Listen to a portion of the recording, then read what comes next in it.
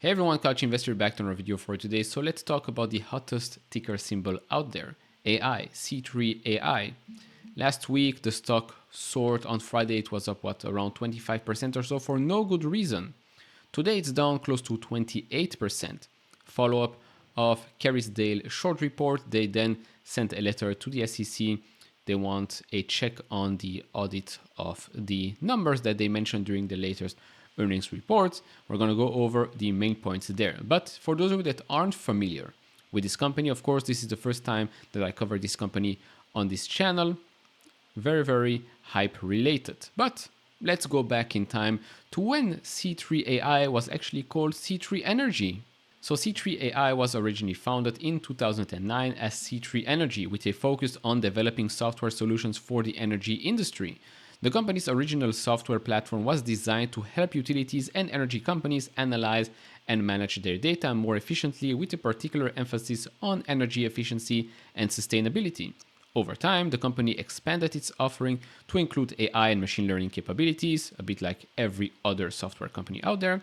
And in 2019, it changed its name to C3.ai to reflect its broader focus on AI technology and its application across a range of industry beyond energy. But in my opinion, it was just to maybe be closer to the AI revolution than anything else. And so let's have a look at the current state of the company. So in the last 3 months, the stock is up tremendously, 115% in the last 3 months, close to 120% year to date. Of course, right now it's down close to 28%. Revenue in the last 12 months, $266.7 million. Yes, it has a market cap of $2.74 billion. So of course, if you look at the valuation here, price to sales ratio in the next 12 months, just over 9 times, not cheap at all. Free cash flow, well, obviously negative and trending down. Return on equity, negative, trending down as well. Same thing here for gross profit margin in the last 12 months, 70%. Now for what they say, obviously, a software company, 70%, not good enough, should be much closer to that magic 80% mark. Now, before we jump into the short seller report and then the follow-up letter with regards to the audit issues, if you enjoy this type of videos, leave it a thumbs up, subscribe if you have not, do share your thoughts on C3.ai. Have you been buying? Have you been selling? Are you liking the way this company has gotten a lot of hype lately just because of its ticker symbol? Share your thoughts down in the comments below. And if you want to support me even further, do check out the link down in the description and in the pinned comment to get the top 10 best stocks to buy now, or go to fool.com/couchinvestor. So let's dive right into this. So they start by giving a little introduction here. Yes, back then a $4 billion market cap for enterprise software company that has risen from the ashes of busted IPO based on the misconception that its self-proclaimed AI leadership somehow positioned it to benefit from Silicon Valley's current tech theme du jour, generative AI, as represented by media obsession ChatGPT. We talked a lot about ChatGPT on this channel. My latest video was about monetizing chatbots, ChatGPT, OpenAI, Google, Microsoft. I think the possibilities there are endless, and that revolution, especially with the new type of app store with plugins, is going to be exceptional. I showed you a couple of examples from OpenTable, Instacart, Expedia. If you missed that video, it's going to be in the top right corner. It's a very, very good one, if I do say so myself. Anyways, they continue here. We believe these speculative flames won't burn bright much longer, as the realities of C3's poor customer traction, failing sales partnerships, and financial pressures will catalyze what is likely to be a painful reality check.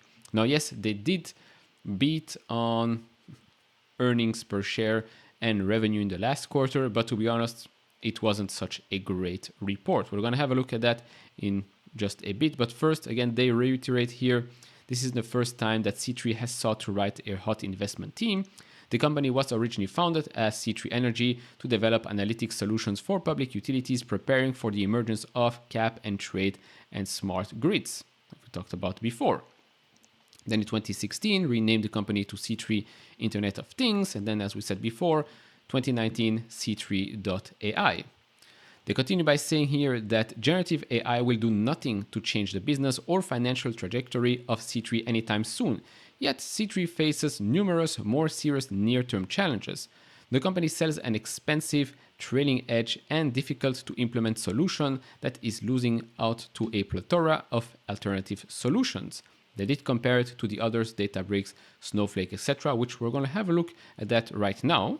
But before they show us again that despite being named AI, they say here, despite the claims of enterprise AI leadership, most of C3's business came from predictive maintenance models for energy companies and the Department of Defense and legacy data analysis tools sold to utilities. I believe a certain Alex Karp would call this company a PowerPoint company. Here they compare revenue growth and valuation of select C3 competitors. So we have Snowflake, Databricks, DataRobot, and then the last one, I can't even pronounce this. But clearly, let's take those four companies here. The total, the average 4-year CAGR, 83% growth there. C3.ai, 24% growth 4-year CAGR. Not that impressive. They continue with the year-over-year customer count comparison. Again, Snowflake, Palantir, Splunk, then C3.ai. You can clearly see 8% in Q3 2023 year-over-year customer count comparison. When you look at Palantir, 55%. Unfortunately for the other two, they don't give the percentage here. But if you look at the previous quarter, 16% for C3, 19% for Splunk, 66% Palantir, 94% for Snowflake. Now, of course, the report continues and continues, compares it with other companies, other metrics, etc. They even put in some quotes from some clients, probably from some previous employees as well. But with these types of short sellers, they really only take what they like and put those quotes in there.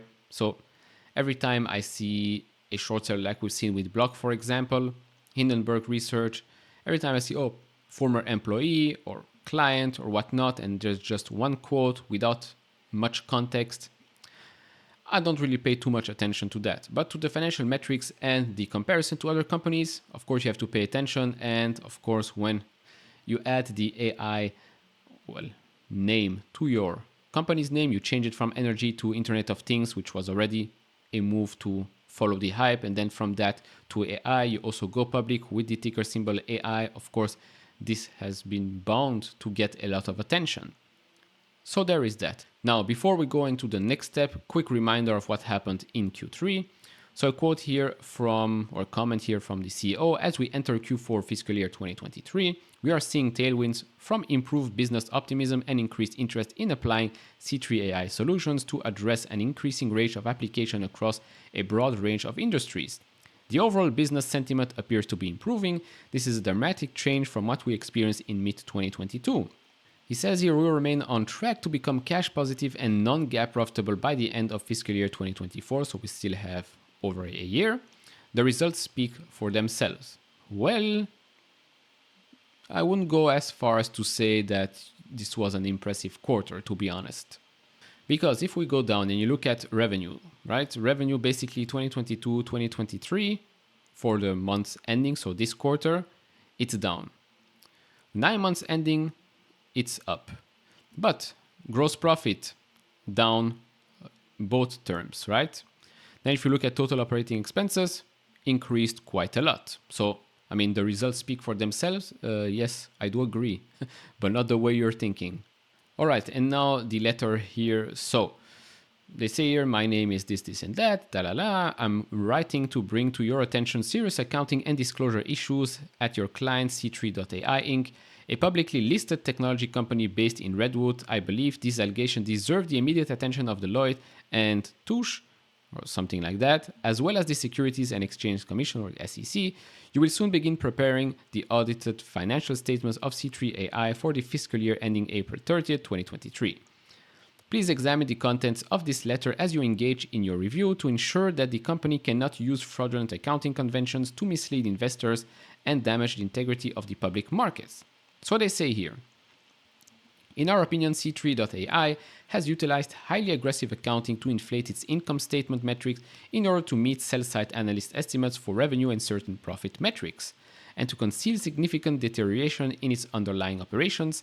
In this letter, we discuss the highly conspicuous growth in unbilled receivables to levels we've never seen before in software companies, opaque, confusing, and highly concerning disclosures and financials related to the company's related party and very large customer, Baker Hughes, efforts to inflate gross profit margins by reclassifying cost of revenue as research and development expenses. I believe this is something that happens a lot with software companies, so nothing new.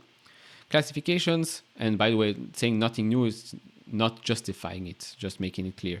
Classification of significant revenue as subscription revenue that in actuality is services or consulting oriented revenue. Last point, significant turnover in chief financial officers and the appointment of successfully less qualified CFOs over time. Now to that point, we can go and scroll down, which they put this table right here. So C3 has cycled through 4 different CFOs over the last 4 years, a clear red flag for its auditor, which is perhaps unsurprising since we wouldn't want to be the executive forced to sign off on the company's accounting either. I mean, they do have a point here. When you switch 4 CFOs in the last 4 years, I mean, it does raise some red flags. Now, of course, with these types of reports, and of course, they did disclose in the short letter that they are short, that they have a short position. Now, of course, they gain from the reaction today, just like Hindenburg gained from that reaction back when they released their report. Now, we did have a comment from Block, a reaction to that, clarifying what is going on. Let's see what C3.ai actually does here as well. Because, let's face it, disregard the short seller report, disregard the auditing here. There's no real reason as to why this company, this stock is up 120% year to date. Just because it has the word AI in it is not good enough, if we're being honest. I'm not going to bash on the company over and over again, because I'm sure some people that might be watching this own this company because yes, C3.ai sounds fancy, their business looks okay, let's say, interesting industries that they're working, etc. Stock has gone up a lot, so we're not really asking that many questions, but right now the stock is down 28% on one day. Very, very easy to kick someone when they're down. So I'm just gonna end this video right here. I never really liked this company, hence why I never covered it, even though I could have covered it countless times, gotten many, many views, but let's be honest. When you change your company name from C3 Energy to C3 Internet of Things to C3.ai, you know this is a type of company that is chasing hype. Whether you like to hear it or not, that's just my opinion. Of course, do share your opinion down in the comments below. If you enjoyed this type of videos, leave it a thumbs up, subscribe if you have not, and I'll see you all in the next one. Bye bye.